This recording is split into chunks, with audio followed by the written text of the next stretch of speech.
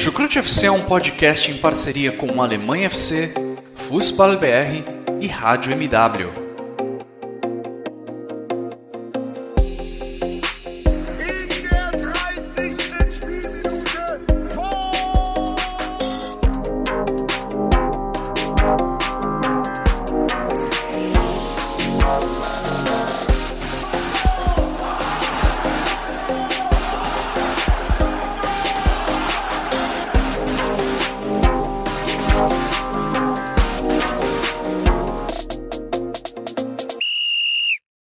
Sejam muito bem-vindos, fãs da Bundesliga. O meu nome é Guilherme Ferreira e recebo vocês para mais uma edição do Chucrute FC. Com o início da Champions League, os campeonatos europeus foram retomados neste meio de semana, com a principal competição entre clubes do continente, e os times alemães, no geral, tiveram 2 vitórias, um empate e uma derrota. Também tivemos o início da fase de grupos da Liga Europa, com 2 vitórias alemãs em 2 jogos. Então, em geral, um bom desempenho das equipes da Bundesliga.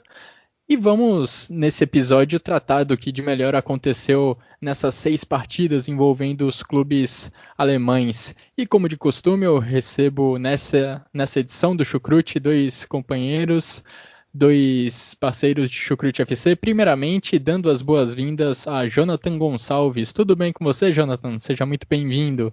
Olá, Guilherme, tudo bem comigo? Olá, ouvintes do Chucrute FC. Realmente, uma boa rodada de Champions League para os alemães. Não tão boa assim para o Borussia Dortmund, o clube que eu torço, que perdeu ali para Lazio. Um jogo que, para mim, só confirmou ainda mais que o Lucien Favre não tem que ser o técnico do Borussia Dortmund, mas ainda vamos seguir um tempo aí nessa cena, O Bayern de Munique também, que continuou um rolo compressor e atropelou, o Atlético de Madrid. Uma partida muito boa por parte da equipe do Hansi Flick. E assim também os outros jogos, assim como o empate do Borussia Mönchengladbach com a Inter e etc. Nesse episódio do Chucrute FC, vamos falar aí um pouco da Champions League, um pouco da UEFA Europa League. E é isso, mais uma vez aí. Muitas histórias legais pra gente falar nesses próximos minutos, nesse nosso debate. E a formação que nós temos hoje no Chucrute FC é igual ao do nosso último episódio, que gravamos no final de semana falando de Bundesliga. Por isso eu recebo também o meu xará Guilherme Monteiro. Tudo bem com você? Seja muito bem-vindo. Tudo bem, sim, xará. Como o Jonathan disse, eu acho que eu vou seguir dessa vez na mesma linha. E, infelizmente o Borussia perdeu, Mas a gente teve os alemães muito bem nesse início de campeonatos europeus. Eu acho que eu não me recordo uma temporada que a gente poderia ver que a maioria das equipes alemãs tivesse um desempenho tão consistente para chegar logo assim de cara nessas competições e disputar. E você ter uma certa noção e levar a crer que vai disputar pelo menos ali finais com alguma chance de título, Eu acho difícil ali o Bayern, até mesmo o Leverkusen, por mais que esteja na Europa League, eu acho que até mesmo o Leverkusen, até pelo futebol que apresenta, tem condição sim de brigar pelo título da Europa League. Então, pode ser uma análise prematura, óbvio, até pelo menos que tem uma rodada, mas a primeira impressão ficou positiva. Mas vamos ver mais pra frente. Começo de Champions League e de Europa League, na verdade, é mais um modo de dizer, porque essas 2 competições já começaram há algumas semanas com as fases eliminatórias que garantiram os últimos classificados para a fase de grupos, e poderíamos ter até 7 equipes da Bundesliga disputando essas competições europeias se o Wolfsburg não tivesse caído no último obstáculo que o separava da fase de grupos da Europa League. O Wolfsburg ficou de fora dessa festa, então temos 6 equipes da Alemanha brigando pelos troféus europeus nessa temporada. E vamos começar já falando do atual campeão da Champions League, o Bayern de Munique. Foi Bayern de Munique e atropelou o Atlético de Madrid jogando em casa, venceu por 4-0. Coman, o herói de Lisboa, foi novamente um dos grandes nomes da equipe, não é mesmo, Jonathan? Sim, Quem diria que o Coman, que foi o herói do Bayern de Munique na final contra o Paris Saint-Germain, já começasse essa temporada da Champions League fazendo 2 gols, dando uma assistência lá para o Thomas Müller, um jogador que me surpreende tá num nível que apresenta hoje em dia. Até porque ele sofre muito com lesões, volta e meia o Coman, quando está numa boa constante, assim, jogando bem, vem uma lesão e derruba ele, assim, a exemplo do Marco Reus, a exemplo também do próprio Douglas Costa, né, que hoje em dia voltou aí para o Bayern de Munique. Thomas Müller pela direita, né, isso não é novidade, só que com Hansi Flick talvez seja, eu não me lembro de ter visto muitas vezes o Thomas Müller pela direita, tudo bem cair por ali, mas na formação mesmo era o Tolisso que estava jogando ali atrás do Lewandowski, né, como meia. Inclusive o Tolisso fez um belíssimo gol, o terceiro gol do Bayern, um chutaço de fora da área no ângulo do Oblak. E assim, né, já era sabido que o time do Atlético de Madrid daria a bola para o Bayern de Munique, não teria como propor o jogo com bola para ir para cima, até porque é muito característico do Simeone de se defender, jogar numa retranca. Hoje em dia é um pouco diferente, mas é nessa linha ainda. E o Bayern não teve pena, né? Passou por cima com o elenco que tem, com o time que tem, atualmente jogando o melhor futebol da Europa, né? Sim, sim. E legal você mencionar o Coman, porque levantaram muito a história do jogador francês do Bayern de Munique nesses últimos dias por conta desse bom momento dele dentro do clube. Vamos lembrar que ele ficou afastado dos gramados na maior parte de 2018 por conta de 2 contusões graves que praticamente tiraram ele da Copa do Mundo da Rússia, ou seja, tiraram do Coman a chance de ser campeão mundial. No fim de 2018, Coman, ainda com 22 anos, chegou a dizer que pensava em encerrar a carreira caso ele tivesse que passar por uma terceira cirurgia. Só que desde então os problemas com lesão diminuíram. Ele até tem alguns problemas ainda, mas o período afastado é sempre muito curto, nada muito prolongado. E desde então ele virou o herói do Bayern de Munique em Lisboa, marcando o gol do título contra o Paris Saint-Germain, como você mencionou, Jonathan, e agora brilha mais uma vez na Champions League, marcando 2 gols contra o Atlético de Madrid, sendo, não só pelos gols, uma peça importantíssima para essa vitória da equipe do Hansi Flick. Importante para o Coman, ainda mais nesse momento em que Leroy Sané faz parte do elenco e traz uma sombra enorme para os pontas do Bayern de Munique, não é mesmo, Xará? Mesmo para o senso de competitividade dentro do elenco do Bayern, é importante que o Coman esteja forte. A gente sabe que agora a posição tem várias opções. Você tem o Sané, o próprio Coman, o Gnabry, além dos Douglas Costa. O Flick tentando deixar todos esses atletas no alto ritmo, no alto rendimento, conseguir deixá-los também a preparação física em condição de competir entre si, dentro dessa competição, fazer com que o Bayern cresça é excelente. Mas eu olhando mais o resultado, até porque fica muito difícil eu avaliar qualquer coisa do jogo, porque eu não vi, será que vai ficar a questão da volta da hierarquia do Bayern no cenário interno até mesmo? Porque é uma goleada, pelo que eu soube, pelo que disseram, o Bayern jogou muito bem. Então você consegue já, talvez, pensar, poxa, o Bayern já consegue já ter condição já de competir, talvez no nível que estava antes desse início de temporada. Você vê que talvez possa já assustar de novo e colocar aquela além de hierarquia técnica, aquela hierarquia psicológica em cima dos seus adversários. E eu queria deixar esse questionamento aqui para vocês. Será que vocês já observaram isso, vendo o jogo, tendo o jogo como base, por exemplo? Eu acho que sim, Xará. E é um cenário que a gente já está até acostumado a ver esse Bayern de Munique, né? Uma equipe que às vezes tem alguns momentos ruins na temporada, mas quando chega o jogo grande, o jogo que de fato importa, ele cresce, joga no seu mais alto nível e consegue sair com a vitória. Vamos lembrar, foi assim há 2 temporadas, se não me engano, na temporada 18-19, quando o Bayern de Munique vinha numa sequência ruim, enfrentou o Borussia Dortmund e saiu com a vitória num duelo decisivo. Agora também, depois de não ser tão convincente contra o Hertha Berlim, depois de tomar 4 gols do Hoffenheim, perder pela Bundesliga, chega a Champions League, chega o jogo que mais importa, o Bayern de Munique vai lá e impõe a hierarquia, como definiu como definiu o Xará? Eu acho que o Bayern, no momento, como eu disse também antes, é o melhor time da Europa.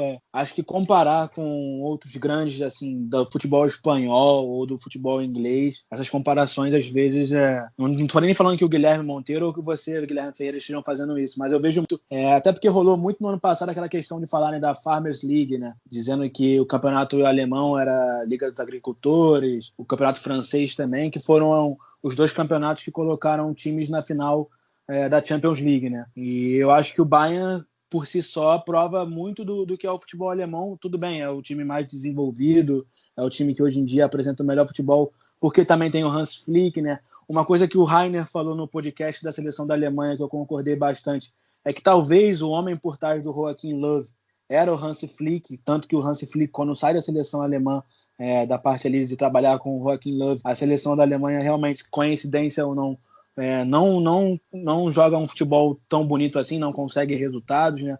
A gente já vem aí, já vê isso aí de um tempo, desde a Euro 2016, da Copa do Mundo 2018 e etc. Acho que de certa forma o Hans Flick também chegou ali e com as peças que o Bayern conseguiu repor não digo nem a altura, assim, mas jogadores que conseguiu ali trazer para o banco. Hoje em dia o Bayern é um forte time a conseguir entrar na Champions League e defender, por que não, o seu título de Champions. Né? E falando um pouco do jogo também, o Bayern teve muito controle da partida, mas acho que nem jogou com toda a intensidade que a gente vem se acostumando a ver dessa equipe do Hansi Flick.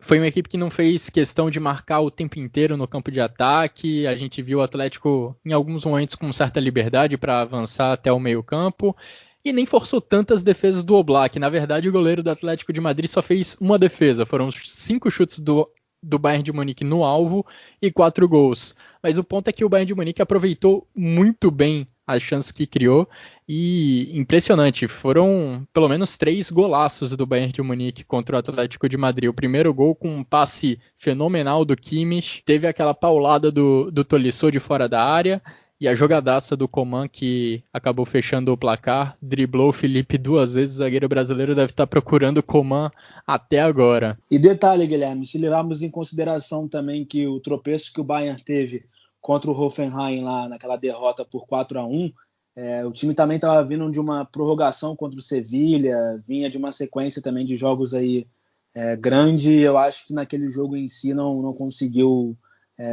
jogar ao nível do Bayern atualmente, e o Hoffenheim soube explorar naquele jogo, como a gente falou aqui no podcast, com o Oliver Baumann fazendo ligações, chutando lá de trás, etc., e o Hoffenheim conseguiu vencer aquele jogo. Mas o Bayern é um time que acredito que se pegar adversários que tenha uma proposta de jogo ofensiva e que saiba dominar os espaços, pode sim também fazer muita dificuldade aí pro time do Hans Flick. Acho que o Guilherme Monteiro pode até comentar um pouco melhor que eu sobre essa questão, porque ele analisa de fato mais táticas e etc. Eu acredito que eu sempre toquei aqui, acho que na primeira edição do podcast da temporada, eu sempre disse que uma hora a parte física do Bayern ia pesar. E dito isso, eu acho que com essa recuperação da data FIFA, as coisas vão voltar ao controle. A gente já viu um pouco disso, principalmente do resultado, né? Porque o Bayern ainda vai penar ainda nessa questão do ritmo, até porque está buscando ainda evoluir da parte física, devido até mesmo à pausa. Você não conseguiu descansar por inteiro os seus atletas, então você vai acertando, você vai ajustando. E eu já disse, eu vou continuar batendo nessa tecla até o final da temporada, provavelmente, porque o Bayern não vai ter descanso. Então, acho que o tático ele só vai conseguir chegar no alto nível assim quando o físico estiver.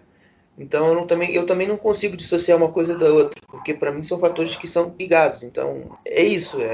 Falar hoje do Bayern nesse aspecto tático tem muita ligação com o físico. Vejamos como vai estar fisicamente esse Bayern de Munique no final dessa temporada, quando essa maratona estiver chegando ao fim. Mas, por enquanto, tá tudo bem com a equipe do Hansi Flick, é o que parece. E olha, sabe contra quem foi a última derrota por 4 gols do Atlético de Madrid? Foi pela Champions League em 2018 contra o Borussia Dortmund, outro time alemão. Mas o Borussia Dortmund é assunto para daqui a pouco, nessa edição do Chucrute FC. Vamos agora falar do outro vencedor na Champions League, o outro time alemão que conseguiu sair com uma vitória nesse meio de semana pela Champions League, é a equipe do Leipzig. Em grande começo de temporada, os comandados de Julian Nagelsmann fizeram 2-0 no Istanbul Basaksehir. 2 gols do espanhol Angelinho. A gente vinha discutindo, né? Nossa, quem vai substituir o Timo Werner nesse ataque? Quem que vai repor essa cota de gols do atacante alemão? Angelinho tá fazendo a parte dele. 4 gols em 6 jogos nessa temporada, e não só por esse jogo da Champions League, ele vem sendo umas grandes armas ofensivas do Leipzig como um todo na temporada, não é mesmo, Xará? Na Bundesliga ele só tem menos finalizações no alvo que o Poulsen dentro da equipe do Leipzig. Eu tava conversando ontem com uns amigos, inclusive sobre esse jogador. O Angelinho, para mim, no meu ponto de vista, dentro da Bundesliga, no contexto interno, é um dos jogadores para no momento de atacar a última linha defensiva, né, que é a linha onde tem os laterais e os zagueiros.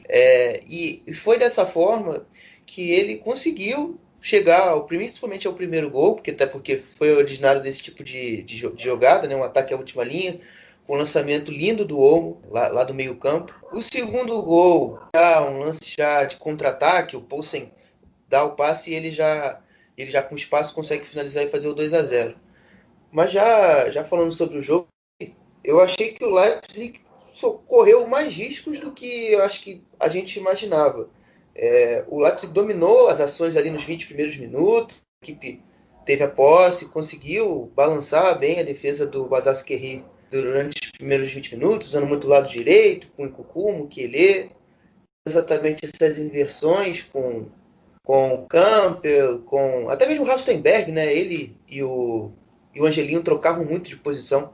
Foi novamente os planos do Nagelsmann, né? Às vezes trazendo o Angelinho mais para dentro, às vezes abrindo um pouco mais o Halstenberg e fazendo o movimento contrário. Também o Olmo também está jogando bastante nesse início de temporada, jogando às vezes sem tanto mais na ponta, agora sendo praticamente mais quase que um médio ali, um meia, descendo mais, ajudando, dando mais linha de passe, recebendo de costas e virando para lançar. Assim eu tenho me agradado bastante vê-lo jogar assim, dessa forma. E foi assim, durante pelo menos os 20 primeiros minutos.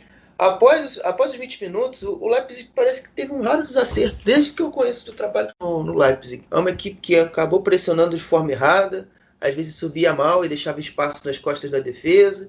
E foi assim que o Basaksehir foi ganhando confiança dentro do jogo e chegou a algumas finalizações com perigo, principalmente usando o Edin Visca pela direita e o Turuti pela esquerda no primeiro tempo. Mas já no segundo tempo, as coisas parecem que já se acertaram. Por mais que algumas vezes aconteceu esse tipo de jogada, da pressão falhar e a equipe sofrer razoavelmente um perigo, a última linha já deu conta. O Upamecano teve um bom segundo tempo, o próprio Orban que jogou. Então, foi um segundo tempo um pouco mais tranquilo. O que faltou mais no segundo tempo foi a equipe aproveitar os contra-ataques que teve.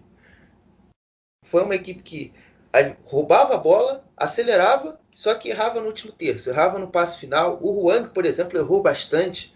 Ele tá, de certa forma, eu acho que eu esperava um Hwang parecido com o Haaland, como chegou no Borussia Dortmund, né? Então, mas a gente também tem que levar em consideração que são atletas de características diferentes, apesar de virem do mesmo time, tem sua idade, também a questão da maturação. Então, ele está demorando ainda assim a se encaixar. Eu achei interessante foi que o Nagelsmann deu minutos ao Justin Kluivert, um jogador que chegou ali na off-season, e conseguiu ganhar uns minutos e tentou ali uma jogada ou outra e teve uma participação no jogo. Sobre o geral do jogo foi isso. E voltando um pouquinho pro Angelinho, é bem isso que o Xará falou. Ele é o cara para ser lançado em velocidade, para ser acionado com lançamentos na última linha da defesa adversária, porque ele até já mostrou em algumas oportunidades que, para ser o cara da construção, da troca de passes curtos, ele não é a especialidade dele. O negócio dele é ser lançado mesmo em velocidade, e até me surpreende ele ser tão acionado nessa temporada no Leipzig dentro da área, sendo um cara para finalização. Olmo e Forsberg estão tendo um ótimo começo de temporada, mas eles são os criadores, eles são o arco. O Angelinho está servindo muito bem como a flecha desse time, usando não só o corredor esquerdo, mas também entrando na área. E Jonathan, O Bayern de Munique deve se classificar com tranquilidade, ainda mais depois dessa goleada contra o Atlético de Madrid, mas só para não deixar passar, no outro jogo do grupo, o Lokomotiv Moscou e Salzburg empataram em 2-2.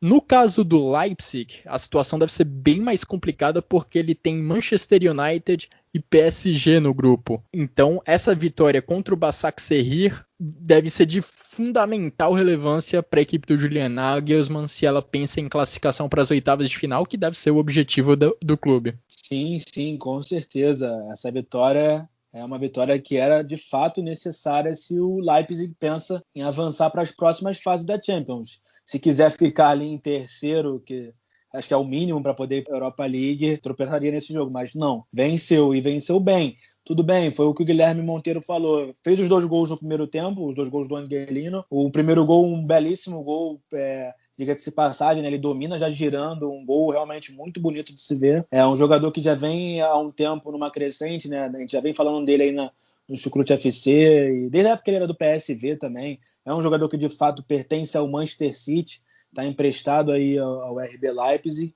e está jogando muito bem, né? Como vocês já retrataram aí, subindo no corredor esquerdo, também puxando para o meio.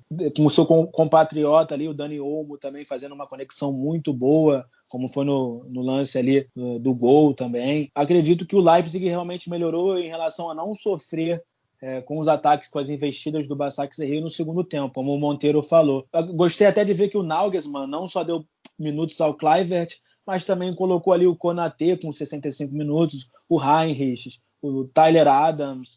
Deu minutos para alguns jogadores que realmente não estavam tendo tanto tempo assim, ou entrando uma vez ou outra. Num jogo que estava 2-0, de certa forma, um pouco tranquilo, o time conseguiu ser um pouco mais sólido no segundo tempo. Uma vitória muito boa para o Leipzig, contra o PSG e contra o Manchester United. Dá sim para bater de frente, se a gente levar em consideração também a última Champions que eles perderam para o Paris Saint-Germain. O Paris Saint-Germain venceu, tudo bem, mas também não fez um jogo tão fantástico, não dominou tanto o Leipzig em si. Acredito que o Leipzig, se continuar numa boa pegada, aí, tanto no campeonato alemão como na Champions, pode chegar e bater de frente com os dois, com o Manchester United e com o PSG. Não vejo motivos para falar que o Leipzig não possa encarar esses dois times de igual para igual.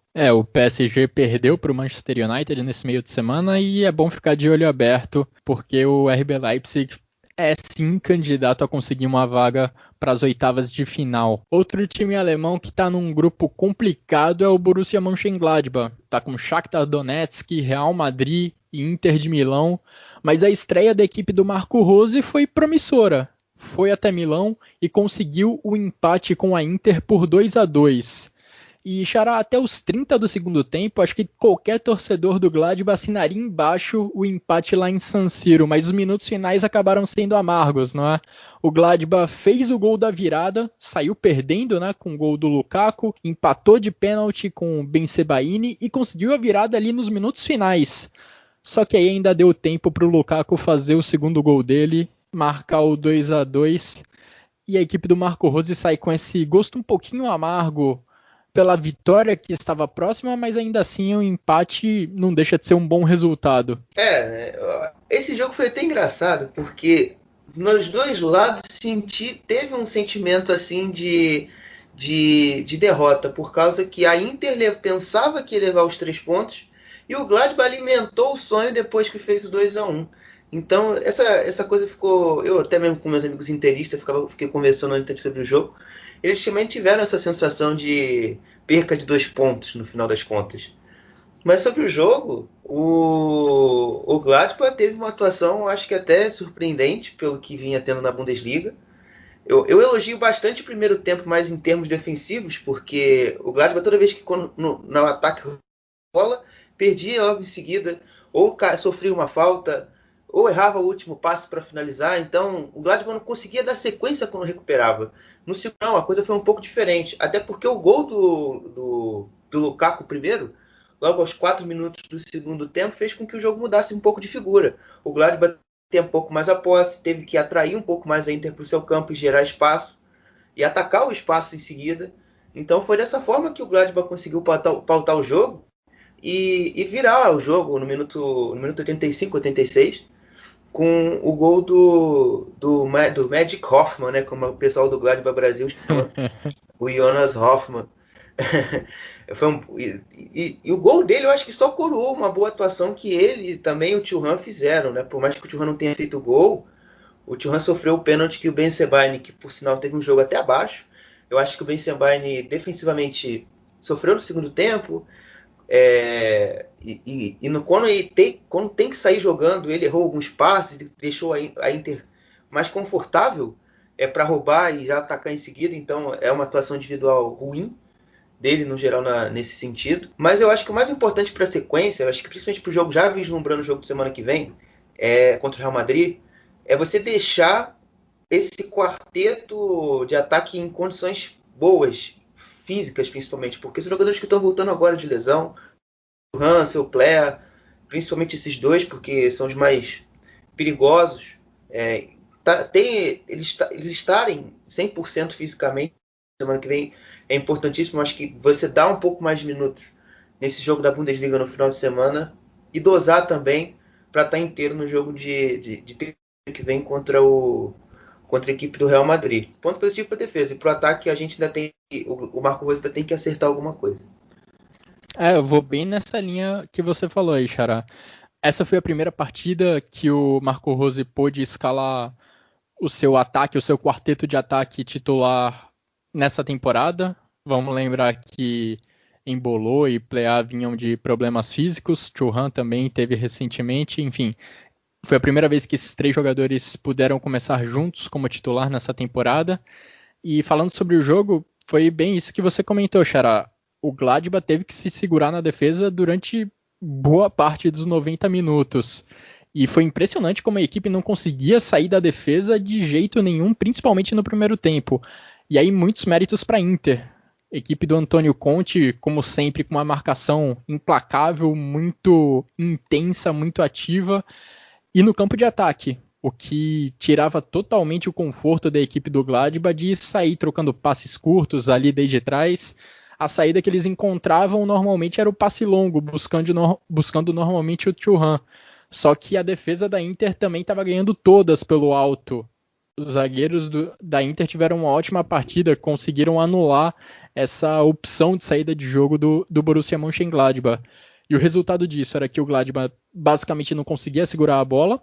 E a primeira finalização do Gladbach no jogo, primeiro chute em geral, não estou falando do chute no alvo. O primeiro foi aos 10 do segundo tempo, um pouquinho depois que a Inter fez 1-0. Então a produção ofensiva foi realmente muito pobre da equipe do Marco Rose. Melhorou um pouco depois do 1-0, acho que até porque a Inter não conseguiu manter o mesmo ritmo defensivo, o mesmo ritmo de marcação, mas ainda assim o Gladbach sofreu para criar algo e estava sendo um pequeno milagre a equipe do Marco Rose sair lá de San Siro com uma vitória com o 2-1 depois do gol do Jonas Hoffman. E Jonathan, se o Gladbach já conseguiu um grande resultado ao empatar com a Inter fora de casa, ele vai ter que buscar mais desses resultados improváveis se quiser se classificar nesse grupo, ainda mais considerando que o Shakhtar Donetsk venceu o Real Madrid lá em Madrid, ou seja, grupo emboladíssimo. Exatamente, Guilherme. E eu lembro de ter falado no episódio de guia da Bundesliga, que a gente falou também um pouquinho da situação dos times da Champions, né, na Europa League, por times que a gente passava, e o Borussia Mönchengladbach eu falei que teria que bater principalmente de frente com a Inter, né, e conseguiu pelo menos arranjar um pontinho lá em Milão, um pontinho esse que quase foram 3, né, faltaram 2 pontos ali, porque foi de fato o Lukaku ser oportunista num lance de escanteio lá no fim, conseguir empatar o jogo. Mas, pô, na linha de vocês dissecaram o jogo muito bem. Eu acho que só esqueceram de falar de um jogador só, que foi o Florian Neuhaus, que ele deu um passe muito bonito lá pro gol do Jonas Hoffman.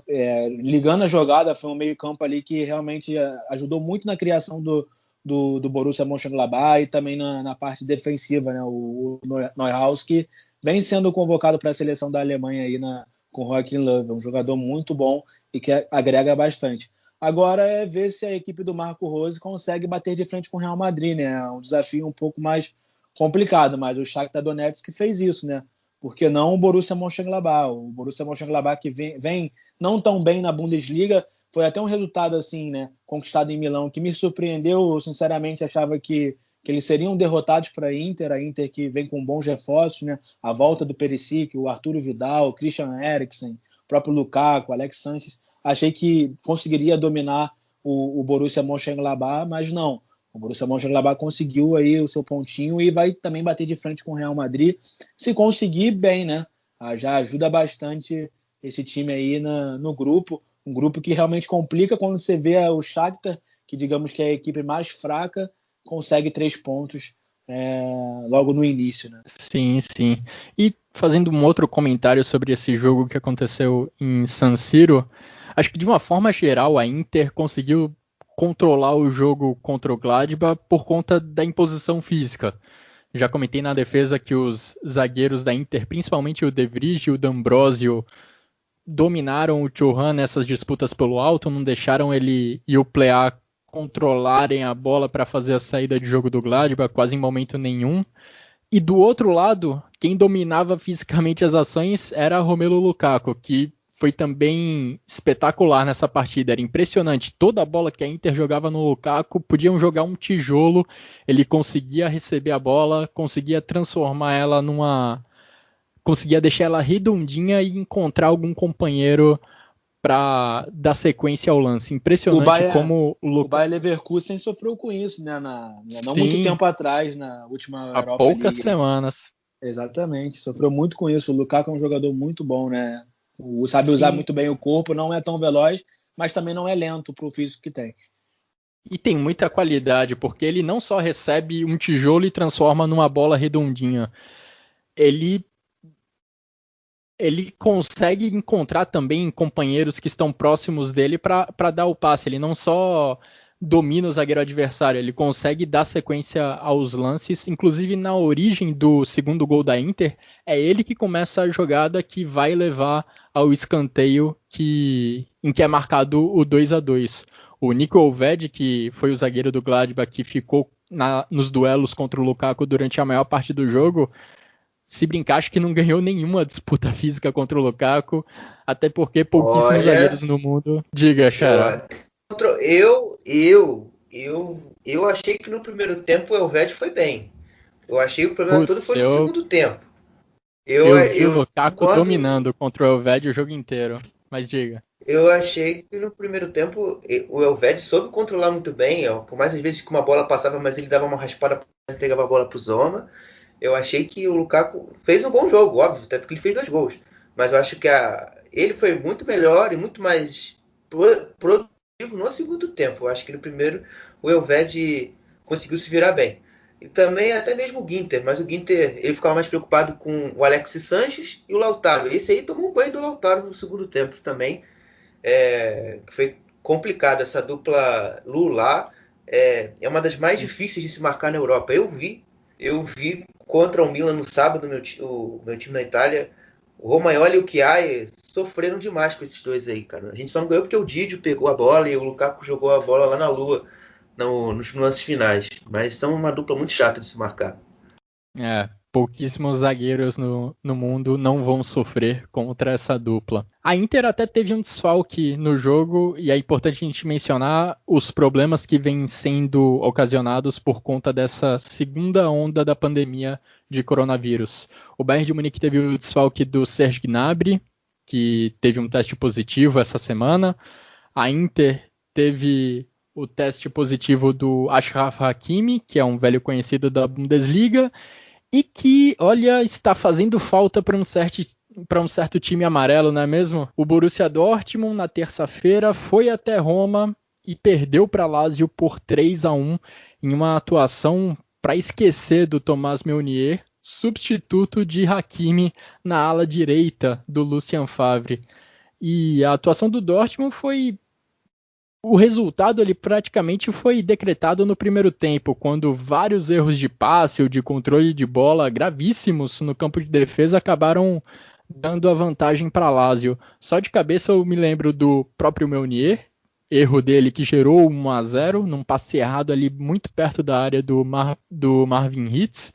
teve um erro do Hummels, que gerou o escanteio do 2-0, e também um outro do Guerreiro, que também ofereceu uma ótima chance para Lazio. Então, Jonathan, nesse primeiro tempo, esses erros acabaram já dando 2-0 para Lazio, e na segunda etapa, o Dortmund só bateu contra o muro e pouco conseguiu oferecer perigo à equipe da Lazio. Eu não aguento mais o Thomas Meunier. Acabou de chegar, mas já pode ir embora. Foi trágico esse jogo dele. Não, e detalhe, quando ele chegou no Borussia Dortmund, ele acabou o contrato lá com o Paris Saint-Germain, né? Essa é a verdade. Assim como o Choupo-Moting, era um que estava sem contrato e quem chegasse ali, mandasse uma proposta, ele provavelmente aceitaria, né? E o Dortmund foi esse time. Eu não acho nem o Meunier assim, um jogador horrível, horroroso, até acho um jogador regular, mas já era sabido, todo mundo já tinha noção que ele não era um jogador com um nível alto para jogar competições como Champions League, assim, partidas grandes, né? É um jogador para banco, é um jogador para entrar às vezes. Entra na seleção da Bélgica muito como titular pelo esquema que eles jogam, que aí ali quem sobra na posição ali, às vezes é justamente ele, quem entra é ele, porque no Dortmund realmente... Por que não usa nesse jogo, por exemplo, o Felix Passlack, que vinha usando aí bastante na Bundesliga? Seria muito mais útil do que usar o Thomas Meunier, que comprometeu, como você falou, Guilherme, no primeiro gol. E no terceiro gol da Lazio também, quem perde uma bola que não consegue defender ela, domina ela e não consegue defender fisicamente, é ele. Ele perde a bola, passa-se ali 30 segundos, a Lazio se ajeita, um contra-ataque, gol da Lazio. Então, eu acho que ele foi realmente um ponto muito negativo no jogo. O próprio Lucien Favre também já não tem muito o que falar, né? A gente sabe que não consegue extrair um bom time, um bom futebol desse time do Dortmund, que é um time forte. Não já deu, acho que a diretoria já tem que começar a pensar, a ver os nomes que tem no mercado, porque acredito que desse jeito o Dortmund não consegue nem avançar no grupo que tem, que não é um grupo tão difícil, é um grupo com Zenit, é um grupo com Lazio, é um grupo com o outro time que agora é o Clube Bruges. O Clube Bruges que inclusive o Dortmund enfrentou há uns 2 anos atrás, também venceu lá e depois empatou em casa em 0-0. Pode trazer dificuldade novamente, entendeu? Venceu na Bélgica, eu lembro, por 1-0 o gol do Pulisic. É um time que o Lucien Favre não consegue extrair o melhor, como eu já disse, e que se continuar jogando essa bolinha aí, vai acabar perdendo para um Zenit, vai empatar com o Zenit, sabe? Não vai conseguir um resultado positivo, porque tudo bem, todo mundo já sabia que tinha os problemas defensivos. O Thomas Delaney entrou na defesa, não tem culpa de nada, tá fazendo uma função que o próprio Julian Weigl fazia muito bem, né, quando era necessário, tá lá no Benfica hoje em dia, que é quando o próprio Emre Can, que estava suspenso, também não pôde jogar, que é ele o volante para a defesa e fazer aquela função ali na linha de 3. Mas a Lazio também que soube se impor, aproveitar dos erros do Dortmund, né? Os gols só nascem praticamente em erros do Borussia Dortmund. O primeiro gol ali, o Meunier errou o passe, a bola rapidamente chegou ali no Ciro Immobile, que fez ali a lei do ex. Eu também já sabia que o Ciro Immobile ia guardar os gols que ele não fez no Borussia Dortmund para fazer esse gol no Dortmund. Era fato. O gol do escanteio assim, é um pouco complicado, uma bola muito fechada do Luiz Alberto, um jogador que complicou em muitos momentos do jogo, inclusive em escanteios. Ele quase fez um gol olímpico, batendo a bola sempre muito fechada, com um efeito, um jogador que bate muito bem na bola, o espanhol Luiz Alberto. Cruzou uma fechada ali, a bola desviada pelo zagueiro Luiz Felipe, brasileiro. O Marvin Hitz defendeu, a bola ainda entrou ali, ainda teve o gol contra para o Marvin Hitz, né? Na súmula da UEFA foi o gol contra do próprio Marvin Hitz, que não teve culpa dos gols que sofreu. Eu ouvi algumas críticas ao goleiro do Borussia Dortmund, porque é seu goleiro reserva, mas não acho que ele teve culpa de nada nessa derrota do Dortmund. Eu acho que os problemas do Dortmund já são conhecidos de antes, que não só esse jogo que mostra, e a gente já sabe mais ou menos quais são esses problemas, né? O Xará já cantou a pedra antes, né? Talvez o ideal seja o Lucien Favre trazer o Meunier para o trio de zaga e colocar outro nome na ala direita, até porque os problemas dele foram muito ofensivos nessa partida. Praticamente toda jogada que passava pelo Meunier na lateral direita morria. Ele não conseguia dar sequência aos lances, os passes normalmente eram errados ou ele era desarmado, então foi terrível mesmo em diversos aspectos essa atuação do Meunier. E o Borussia Dortmund como um todo não teve uma atuação boa. Vamos colocar também, dividir essa culpa, dividir essa responsabilidade, porque apesar de controlar a posse de bola na maior parte do segundo tempo e até do primeiro tempo também. Foi um time que custou muito até conseguir criar chances de gol, não é mesmo, Xará? O time circulava a bola ali entre os zagueiros, conseguia até levar a bola para perto da área, mas foi difícil criar boas chances de gol e realmente ameaçar o Stracocha, o goleiro da Lazio. Eu ouvi algumas críticas de forma exagerada, que o Fábio depende muito de jogador A, B ou C. Eu geralmente não costumo dar razão a esse tipo de explicação, porque eu já vi jogos do Dortmund muito coletivo, mas dessa vez eu vou dar razão a esses tipos de pessoas que vêm com esse tipo de crítica. Porque é exatamente o que funcionou para o Borussia. O Borussia, como você já falou, circulava e ninguém conseguia receber e fazer alguma coisa. Era muita jogada individual. Tanto que o primeiro chute com perigo do Borussia Dortmund, que foi aquele chute do Rafael Guerreiro, a jogada nasce de uma condução em velocidade, se eu não me engano, do Bellingham ou do Sancho, que recebe, vai atrás, busca a bola, conduz, arrasta os marcadores e consegue fazer com que a bola chegasse ao Guerreiro e finalizar o gol. Então foi muito pouco que o Borussia demonstrou. E eu já conversando também com outras pessoas, com um amigo também meu, tirando outro amigo aurinegro meu, eu já disse, já ratifiquei. Para mim o trabalho já deu, não vai tirar mais nada do que já temos aí. A gente não sabe mais do que esperar. Eu já até durante o jogo já disse, o meu íntimo já aceitei que a gente está vivendo um período de transição. A gente vai resistir a essa temporada, preparar uma temporada 21-22 já com outro treinador, com outra ideia, talvez. Então a gente está vivendo talvez um momento que a gente viveu com Peter Stöger no comando do Borussia Dortmund. Um período mais de transição, que às vezes os resultados não vão vir e a equipe vai decepcionar. Porque o trabalho do Lucien Favre, na minha humilde visão, bateu o teto, já chegou até onde ele conseguia extrair. A partir de agora, amigo, é agradecer, obrigado, Fábio, pelos 3 anos, ou talvez não obrigado, porque você ajudou também, de certa forma, a equipe perder 2 títulos alemães que estavam praticamente na mão. Mas, enfim, agora ir levando. O famoso ir levando, modo Zeca Pagodinho, deixa a vida me levar. E nas poucas chances que o Dortmund criou, assim como essa que você citou, o Guilherme Monteiro, falta eficiência, né? Essa do Guerreiro, por exemplo, foi muita velocidade, tudo bem, mas ele tinha um gol inteiro para tentar tirar do Stracocha, ele chutou justamente em cima do Stracocha. O próprio Meunier também, já muito criticado, mas vai mais uma crítica a ele, ele recebeu uma bola também ali, tipo, muito de frente pro gol, era só ele chapar ela pro gol, chutou para fora. Foi uma das melhores chances também que o Dortmund teve. Isso quando o jogo ainda estava, se não me engano, 1-0 para Lazio, essa do Meunier. E logo em seguida aconteceu lá o escanteio e o segundo gol da Lazio. São lances que, se você está com dificuldade para criar, para chegar na frente, você tem que aproveitar as mínimas chances que aparecem, né? Eu acho que o Dortmund é muito ineficiente. Tudo bem, quando cai ali no pé do Haaland numa boa chance, ele vai guardar, mas também precisa os outros jogadores também ali aproveitarem essas chances. Não é de hoje que eles perdem muitas chances ali, não. É normal perder chance no gol, na frente pro gol, às vezes, você falhar, mas é constante isso no time do Dortmund. Acho que falta muita eficiência. Parece que os caras não passam uma semana treinando finalizações, não é possível.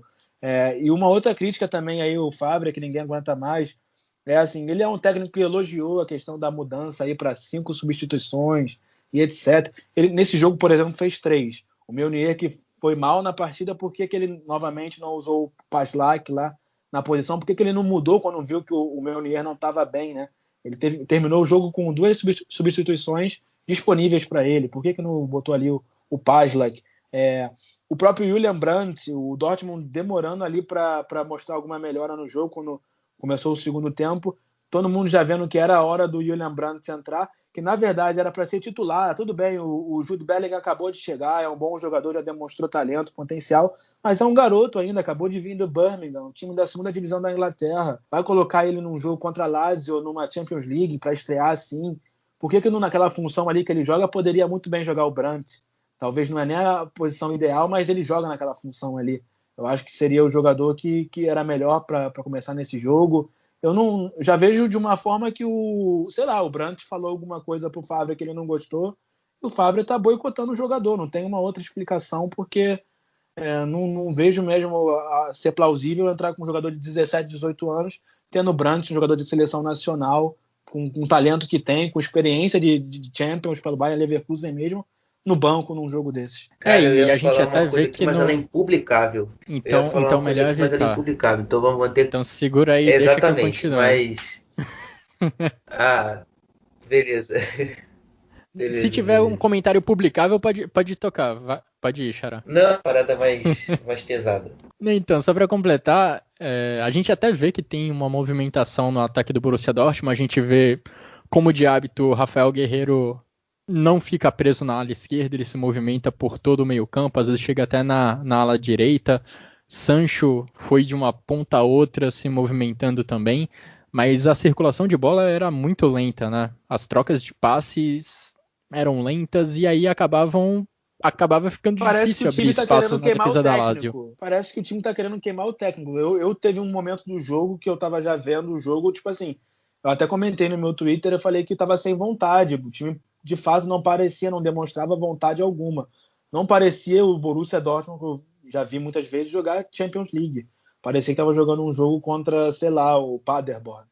Pelo menos eu tive essa sensação em certo momento do jogo. E até, enfim, tem méritos da Lazio também por conseguir se defender bem, por conseguir evitar uma pressão mesmo estando recuada durante boa parte do jogo, mas o Borussia Dortmund precisa se virar melhor dentro dessas situações para não depender de jogadas em velocidade, uma situação em que o time consegue sair muito bem. E aí fica a questão para você que acompanha o Chucrute FC, quem é mais cornetado, Lucien Favre ou Joaquim Löw? Chegando ao final então dessa edição do Chucrute FC, vamos também tecer nossos comentários sobre a Liga Europa, que também teve o início da sua fase de grupos nesta quinta-feira, dia em que estamos gravando esse podcast. A Alemanha teve 2 vitórias, primeiro com o Bayer Leverkusen, que amassou o Nice, venceu por 6-2, e depois com o Hoffenheim, que também jogando em casa, venceu o Estrela Vermelha por 2-0. 2 boas estreias para as equipes alemãs. Algum comentário de vocês sobre essas 2 partidas, Xará? Bom, né, eu vou falar um pouco do Leverkusen. O Leverkusen teve uma atuação, acho que nem eu esperava um jogo tão tranquilo em relação ao jogo do Nice, até porque o adversário dos outros do grupo é o mais forte. Hapoel Beersheva e outra equipe, confesso que esqueci agora, não vão fazer frente ao Leverkusen, né? Então, já no jogo de 6 pontos, o Leverkusen já conseguiu superar o objetivo. O Leverkusen, já falando do jogo em si agora, teve bons 30 minutos no primeiro tempo. Você vê que as trocas de passes estavam fluindo muito bem, você vê que a bola trocava de corredor com muita facilidade, as manipulações estavam funcionando, mas usando basicamente muito Diaby ou Amiri ali no centro do campo. O Amiri, que acho que finalmente, depois de uma temporada entrando nesse Leverkusen, fez um jogo muito bom, fez um gol e deu muito trabalho para a defesa do Nice. O Diaby deu 2 assistências e colaborou também com o primeiro gol do Amiri, que foi uma coisa espetacular. Acho que o nego está falando aí do gol do Rangers, que é Puskás. Eu acho que o meu gol Puskás é o primeiro gol do Leverkusen, o gol do Amiri. Foi um baita gol. E já no segundo tempo, depois de um período de certa instabilidade no final do primeiro por causa do gol Henry, que o Leverkusen errava muita saída de bola, não conseguia, quando tinha bola, não conseguia sair em contra-ataque. No segundo tempo, as coisas retornaram para os eixos. O Leverkusen conseguiu ter o controle novamente do jogo a partir da posse, e aos poucos as chances de gols foram surgindo novamente. E aí surgiu também a estrela do Belarabe, que entrou no segundo tempo, fez 2 gols, ainda ajudou no 6º gol, que saiu o toque do Dragovic, para fazer acho que, se eu não me engano, até o gol foi dado, perdão, o 5º gol, o gol foi dado pro Dragovic. Então foi um jogo muito bom do Leverkusen no geral. Talvez uma das melhores atuações do Leverkusen, que quiçá a melhor atuação do Leverkusen na temporada. E também o Hoffenheim, né, Guilherme? Aqui dando uma olhada, eu que não pude assistir o jogo, mas dando uma olhada aqui no SofaScore, no jogo entre Hoffenheim e Estrela Vermelha, 2-0 para o Hoffenheim aí, uma boa participação do Christoph Baumgartner, né, que marcou um gol. um jogador que eu também já cito aí alguns casts, que é austríaco, é jovem, já desde a temporada passada vem ajudando aí o Hoffenheim do Sebastian Hoeneß, o sobrinho lá do Uli Hoeneß do Bayern. É um time que essa temporada eu acho que pode trazer bons frutos aí na UEFA Europa League e representar bem o futebol alemão. O outro gol foi marcado pelo Dabur, né, o atacante de Israel, e o Kramaric, né, que é o grande jogador, nem nessa partida não participou, né, ainda naquela questão do coronavírus, que ele foi infectado ainda quando estava com a seleção da Croácia. Sim, um bom começo de temporada para a equipe dirigida pelo Sebastian Hoeneß. Mesmo sem o Kramaric, vai conseguindo bons desempenhos. Vamos lembrar que no final de semana perdeu para o Borussia Dortmund, mas perdeu jogando bem, jogando até melhor que o Borussia Dortmund em algumas fases do jogo. O Hoffenheim finalizou 16 vezes contra a meta do Estrela Vermelha e 11 dessas 16 saíram dos pés de Dabur ou de Baumgartner, dois caras que centralizaram a produção ofensiva do Hoffenheim, e foram justamente eles os autores dos dois gols da equipe alemã, conseguindo uma boa vitória nessa estreia de Europa League. E com isso a gente chega ao fim dessa edição do Chucrute FC. Agradeço a você, Jonathan, agradeço a você, Xará, pelas análises e pelos comentários, e agradeço em especial, é claro, a todos que nos acompanharam até aqui. A maratona para os times alemães só está começando, porque a fase de grupos de Champions League e de Liga Europa vai terminar ainda em dezembro, então tem muito jogo europeu pela frente nas próximas semanas. Mas já nesse final de semana tem Bundesliga, é claro, e o Chucrute FC vai estar de volta trazendo para vocês o melhor resumo da rodada. Ficamos por aqui nessa edição, um grande abraço a todos e até a próxima.